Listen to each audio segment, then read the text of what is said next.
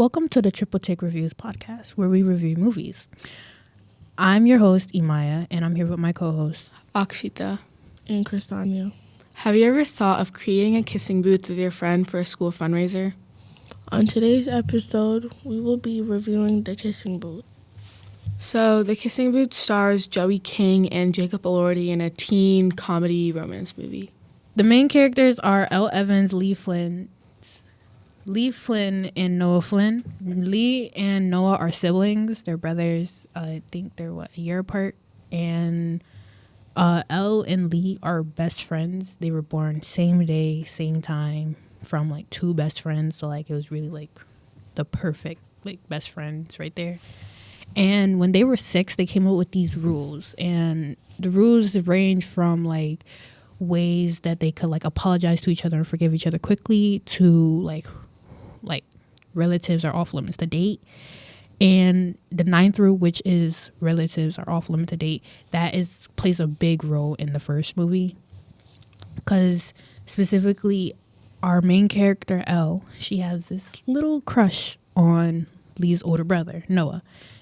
She knows she can't like him because like rule number 9, and she doesn't want to like hurt her best friend, but like she can't help it at the end. So the movie really like talks about how she can overcome this and like how she can like Noah but then keep her best friend at the end of the day. So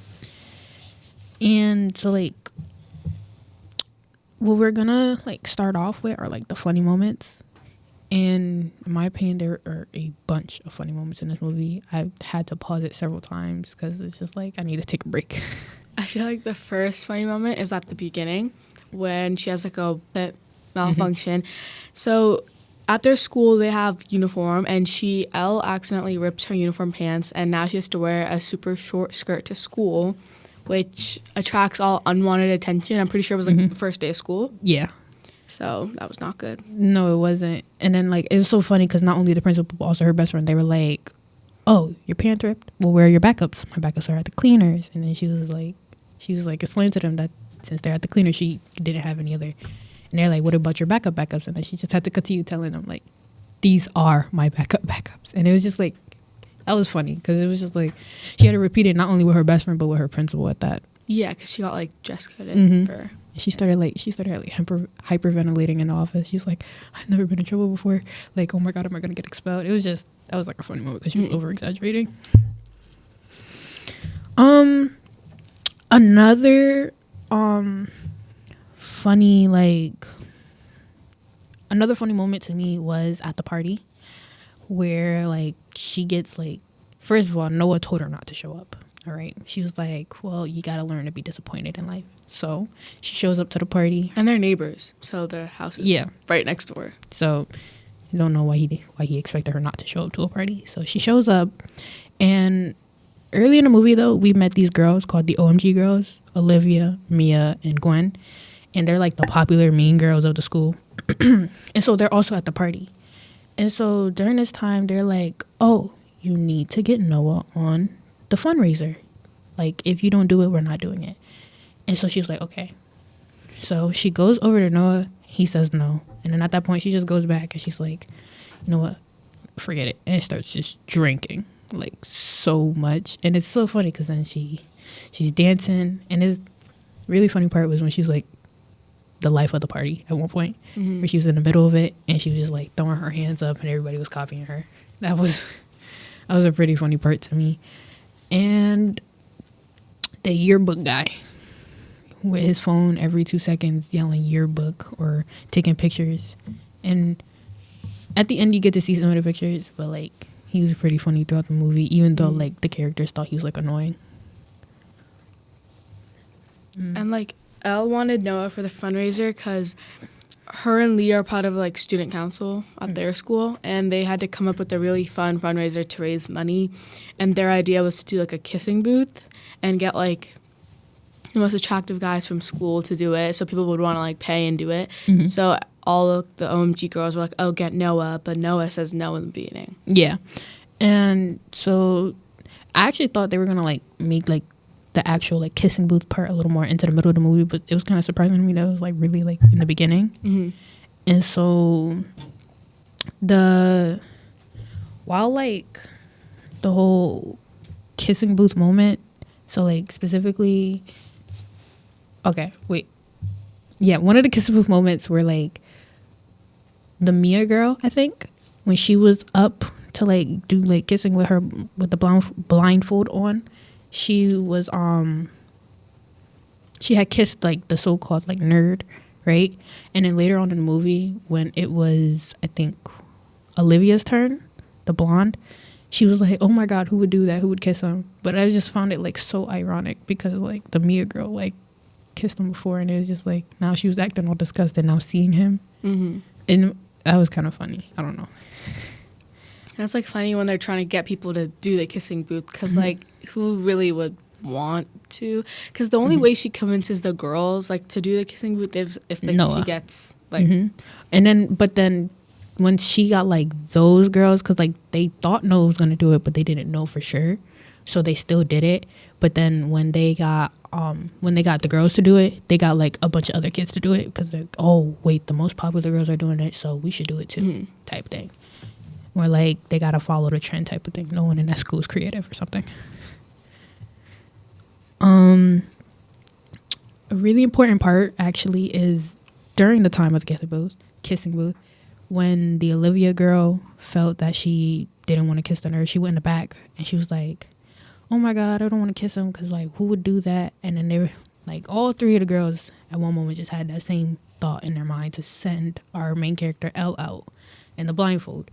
And doing that, they missed up on the biggest kiss of their life or something, because once she goes out, lo and behold, our dear Noah shows up, and now he's over here kissing up on Elle, and the girls are just like jealous and everything. And that's a really important part, because like she at first when she has the blindfold on and she like kisses him and everything, and then it sort of just clicks to her. She's like, it's not familiar about this.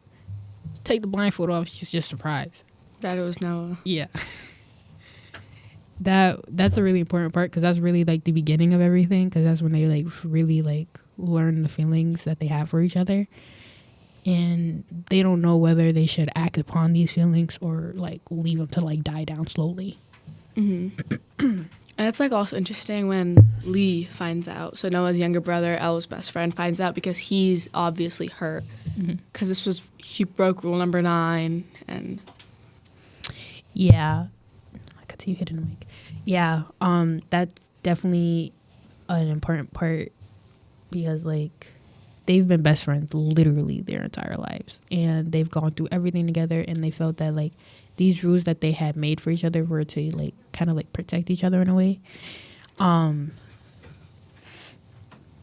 it's just like, it was really deep for when Elle fell for Noah, because then she started having these like, she started like overthinking everything, and then she was like struggling to do things. She felt that like, there's a part actually when she said, if you can't tell your best friend what you're doing, then you probably shouldn't be doing it.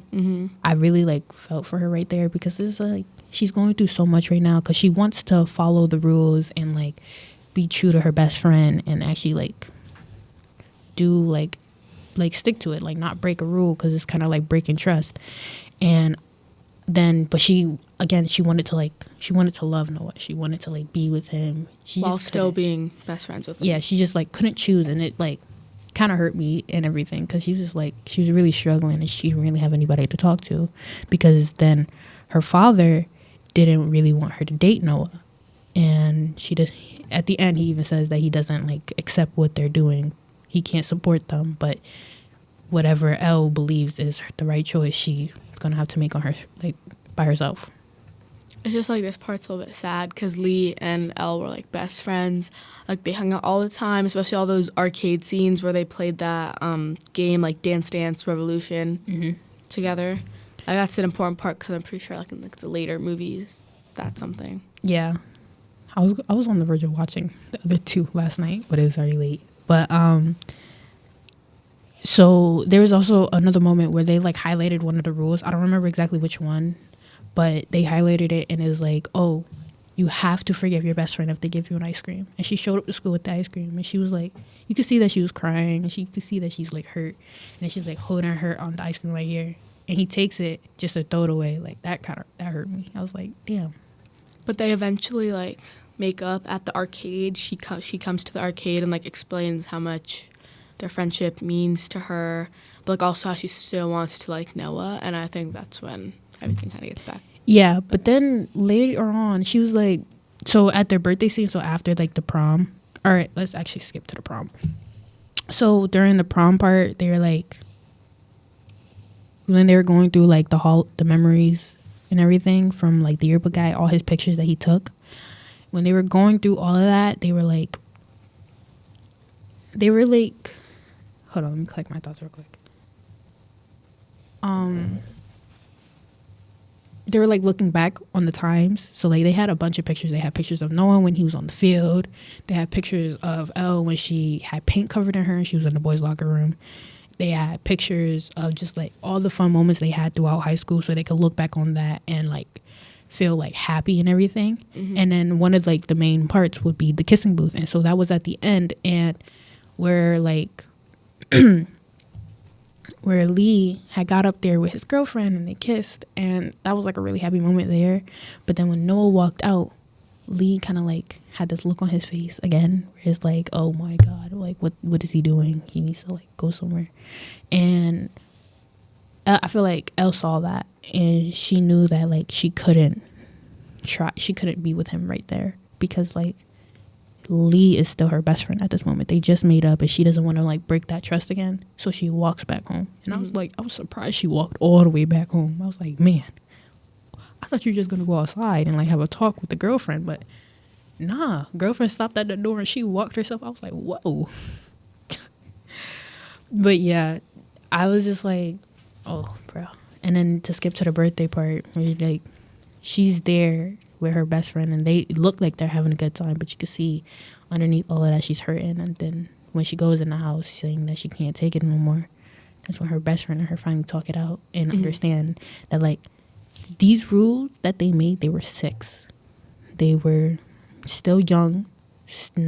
Neither of them hit puberty, so like they wouldn't know like how their feelings would be changed or like how any of that.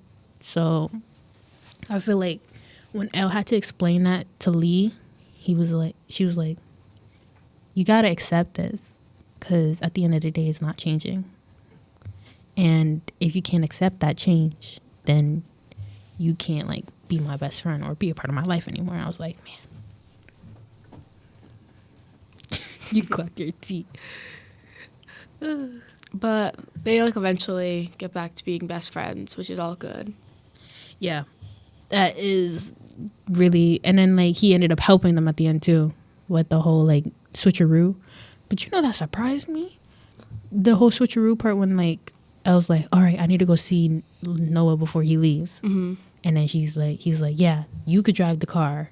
I'm gonna go get the car ready or something like that.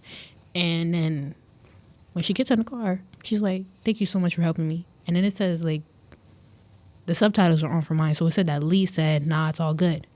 And then out of nowhere, we switched to Noah in the car. I'm like, how did that happen? I was actually so surprised. I was like, how did they do this? Because like, is he in the back seat or is he on the phone? Because like, which one happened? That one was like, I was like actually super surprised. I was like, I don't know, where did they do this? But yeah. And then like the ending when like Elle and Noah are at like, the airport because he's leaving off to college. Mm-hmm. Yeah, when she got on his motorcycle, I was like, oh. And that's like when she said like there will always be like a piece of him with her or something like that. Because they decided to like end things, right? Like at the end.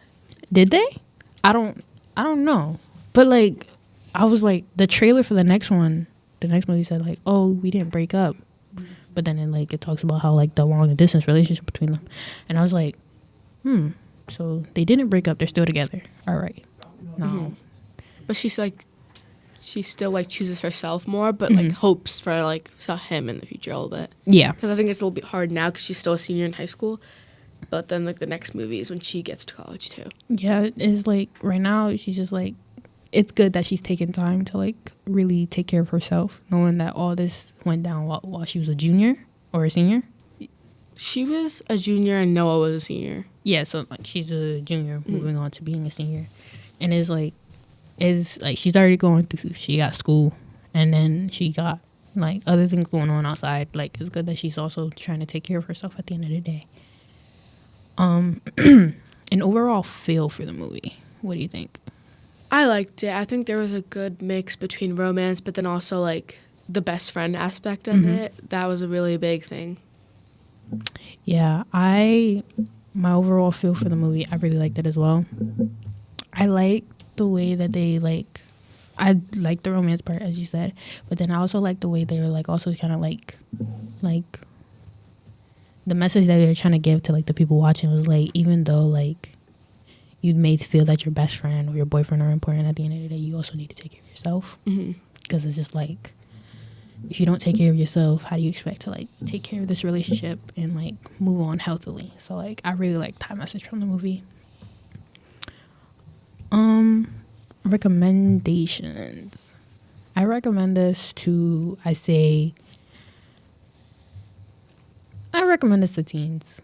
teens and maybe young adults.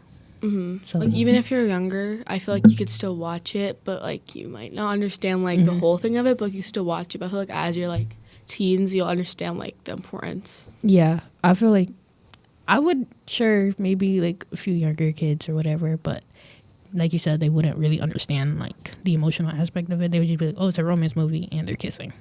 Yeah, But like it's more than that. yeah, it's like more deeper, and like the message is more like thoughtful and everything. And so like I feel that I would recommend it specifically to like teenagers and like young adults. I feel like just because that is like, it's like a movie like depicting that time, and if you're during that time type of thing, so like you're a junior, senior, or you probably you're going through something like this with your friends, the movie might just help you get like it might give you a little advice, or maybe it just like feel a good movie for you to watch. You feel happy at the end. Yeah, because it's like the movie is about like navigating relationships while keeping friendships, especially like at that teen age. Yeah, and it's also showing how key communication is in any relationship. Yeah. So yeah, rating wise, I gave it a 10 out of 10. I really liked it, even though there's some parts that were a little cheesy. Yeah, I would give it like 8. Like it was good, but not like favorite. Yeah. But yeah, other than that, it was a really good movie, and I really hope anybody listening will actually go and watch it. It's on Netflix if you're wondering. Thank you for listening, and don't forget to tune in next week. Our movie is going to be Mufasa, which is a prequel to The Lion King. This is an adventure, family favorite movie. So don't forget to tune in to listen to our thoughts. We hope you enjoyed and can't wait to see you next week's episode. bye.